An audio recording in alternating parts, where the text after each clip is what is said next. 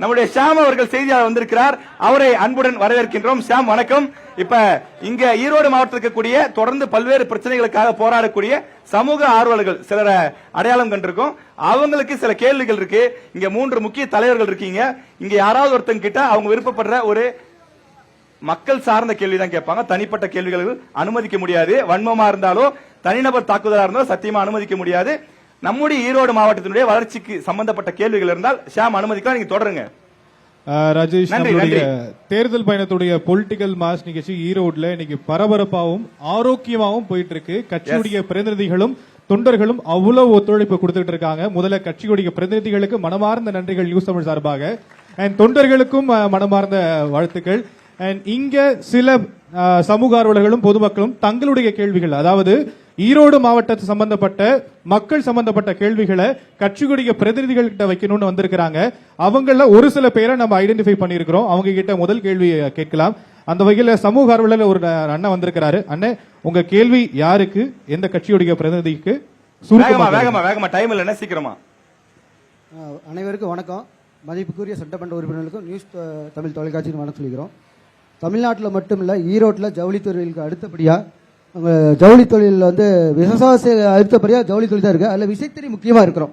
2 அரசை பொறுத்து எங்களுக்கு பிரச்சனை இல்லை. 500 யூனிட், 700 யூனிட், 1000 யூனிட் ஒன்னும் பிரச்சனை இல்லை. கரண்ட் பில் நல்லா கொடுத்துட்டாங்க.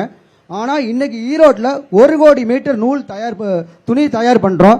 அந்த 1 கோடி துணி 80 லட்சம் மீட்டர் நார்த்ல டை பண்ணி அங்கேயே பிரிண்ட் பண்ணி அங்கேயே தைச்சு இங்க விற்க வரோம். இந்த சூழல் 25 வருஷம் இருக்குது.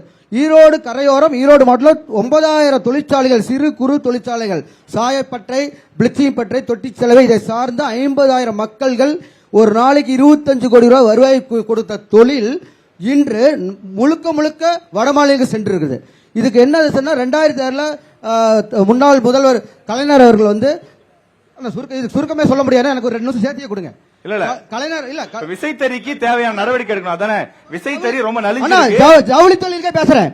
ஜவுளி தொழிலுக்கு என்ன பேசுறேன்னா, டையிங் போயிருக்கு. இன்னைக்கு எப்படி சாதாரண சாக்கடையில இருந்து தண்ணி எடுக்கிறாங்களோ அதே மாதிரி டையிங்ல இருந்து தண்ணி எடுத்து அரசே ஒரு சிஇடிபி அமைக்கணும். ஈரோட்ல 28 ஏக்கர் போட்டு 5 சிஇடிபி போட்டு இன்னும் 2 அரசு சார்பிலையும் மத்திய அரசு சார்பிலையும் உங்களுக்கு அனுமதி வழங்காம வச்சிருக்காங்க. ஜெட்டல் காசர உருவாக்க கேள்வி என்ன, ஒரு வரியில கேளுங்க. இப்ப வர அரசு எங்களுக்கு ஈரோட்ல சாயக்கழிவு மக்களுக்கு பாதிப்பு இல்லாத வகையில் சாயக்கழிவு சுத்திரி செய்யப்பட்டு அது சிஇடிபியோ ஜெட்டல்டியோ இல்ல மெரைன் டிசார்ஜியோ கொடுத்தால் மட்டும்தான் ஈரோட்டில் மட்டுமில்ல தமிழ்நாட்டில் ஜவுளி தொழில் காக்க முடியும். இதுக்கு எங்களுக்கு அரசு, வரக்கூடிய அரசுகள் யார் அதில் உறுதி கொடுக்க. ஆளுக்கு ஒரு 30 செகண்ட்ல வேகமா சொல்லுங்க. அவர் கேட்கிற கேள்விக்கு தீர்வு வச்சிருக்கீங்களா? அவர் சாய தொழிலுக்கு ஆதரவுன்னு சொல்றா, சாய தொழில் குறித்து அவர் பேசுறாரு. அது அவர் சொல்றது உண்மைதான். என்னன்னு கேட்டீங்கன்னா, நான் முதல்ல பேசுகின்ற பொழுது நிறைய சாயப்பட்டறை எல்லாம் வெளியே போயிடுச்சு. ஆனா இப்பொழுது அவர் அதுக்கு பொது சுத்திகரிப்பு நிலையங்கிறார். பொது சுத்திகரிப்பு நிலையம் சொல்லும் பொழுது எல்லாவற்றையும் ஒரே இடத்துல ஒரு கேம்பஸ்குள்ள கொண்டு வச்சு அதற்கு பிறகுதான் அதற்கான வாய்ப்பு இருக்கு. இப்ப பாத்தீங்கன்னா ஒவ்வொரு சாய தொழிற்சாலை ஒவ்வொரு ஏரியால இருக்கு. அதை நாம ஒருங்கிணைத்து ஓரிடத்துக்கு கொண்டு செஞ்சா மட்டும்தான் பொது சுத்திகரிப்பு நிலையத்துக்கு வாய்ப்பு இருக்க முடியும். அதை விட்டு இருக்கிறதெல்லாம் எடுத்து கொண்டு வரதுக்கான வாய்ப்பு குறைவு. ஆனால் வரும் காலத்தில் நிச்சயமாக இது குறித்து எங்களுடைய அரசாங்கம் பரிசீலி. சூப்பர் சூப்பர், அண்ணா அருமையான கேள்வி.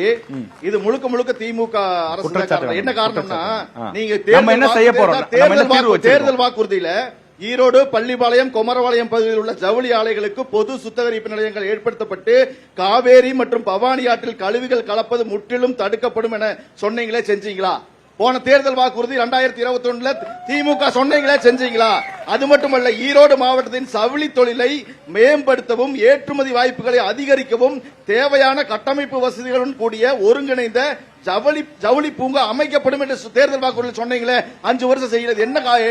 இதுதான் இந்த ஆட்சியினுடைய நிலைமை. பாத்துக்கங்க. அதே மாதிரி அதாவது நாங்க என்ன சொல்லியிருக்கோம்னா,